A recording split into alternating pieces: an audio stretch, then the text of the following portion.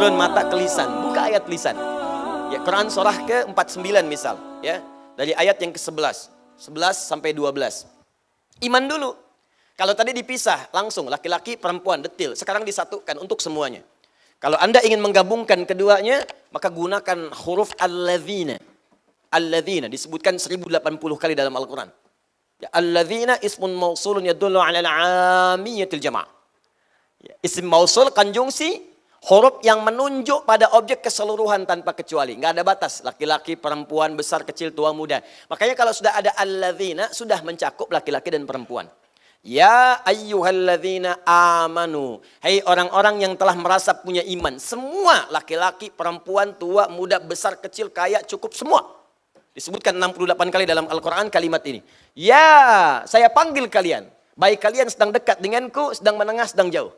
Harfun nida lil qarib mutawassit wal ba'id. Memanggil semua jarak. Ayyuha, ya disebutkan 361 kali dalam Al-Quran. Ayyuha, saya tegaskan. Ayyunya munada, haknya tanbih. Saya ingatkan. Ayyuha disebutkan 150 kali dalam Al-Quran.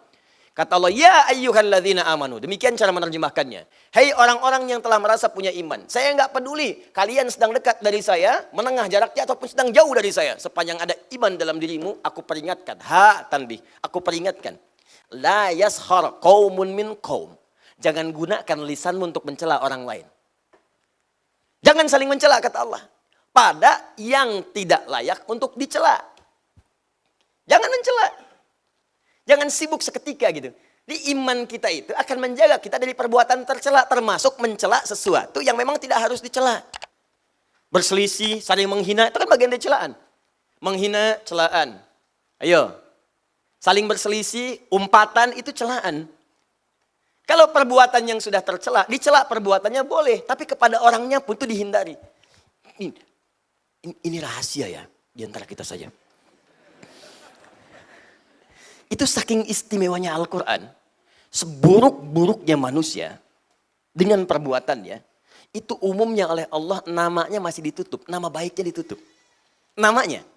Yang dicela perbuatannya. Contoh, ibu kenal Fir'aun? Bagus. Kalau ada yang kenal saya pulang deh. Siapa itu gitu ya? Fir'aun itu kan bukan nama asli Bu, Pak. Bukan nama asli. Abu Lahab bukan nama asli. Yang dicela oleh Allah perbuatannya. Coba celaan pertama, Al-Baqarah ayat 49, paling kiri sebelah atas. Wa idz najjaynakum min ali fir'auna yasumunakum su'al 'adzab yudzabbihuna abna'akum wa yastahyuna nisa'akum. Tuh. Dan pahami, dalami, teliti, ingat-ingat dengan baik. Ketika kami selamatkan kalian dari kekejaman Fir'aun dan bala tentaranya. Dan dari pasukannya. Fir'aun itu gelarnya yang disebutkan, bukan orangnya. Kemudian yang dicela perbuatannya. Yasumunakum su'al 'adzab. Yang menyiksa kalian dengan siksaan yang sangat dahsyat. Apa diantaranya? Yudzabbihuna abna'akum wa yastahyuna nisa'akum. Dia tugaskan Algojo untuk mendampingi setiap perempuan yang sedang mengandung hamil.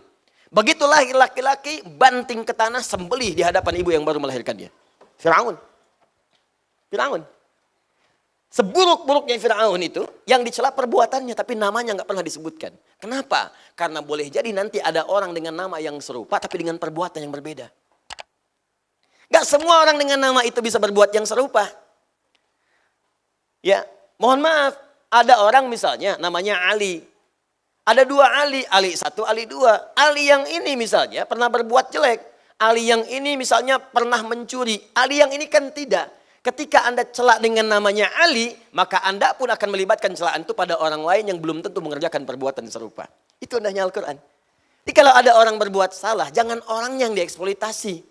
Tapi perbuatannya yang diperbaiki. Makanya dalam hukum positif pun termasuk di Indonesia, kalau ada orang berbuat salah, pasti yang disebutkan inisialnya. Tersangka AM. Tuh.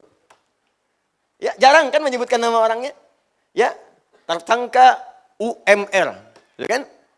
Tersangka misalnya HSI. Tersangka APB. Selalu inisialnya. Karena boleh jadi ketika disebutkan namanya, orang lain nanti akan teriak, oh nama saya itu. Jangan-jangan saya tersangka. Tidak. Paham ya? Jelas ya? Maka Anda pun kalau membuat inisial-inisial termasuk dari Ustadz, cari inisial-inisial yang baik. Jangan sampai menyebutkan sebuah inisial yang menghasilkan nilai yang tidak baik di dalamnya. Kalau masih baik silahkan. Ya, Ustadz Abdus Somad, UAS, masih baik. Ustadz Bakhtiar Nasir, UBN, masih baik. Ya, Habib Rizik Syihab, HRS, masih baik. Ustadz Adi Hidayat, UAH, UAH, masih baik. Gak ada masalah. Ustadz Yahya Kusmayanto, Uya-Kuya, misalkan, nah itu ganti. Itu nggak usah. Paham ya?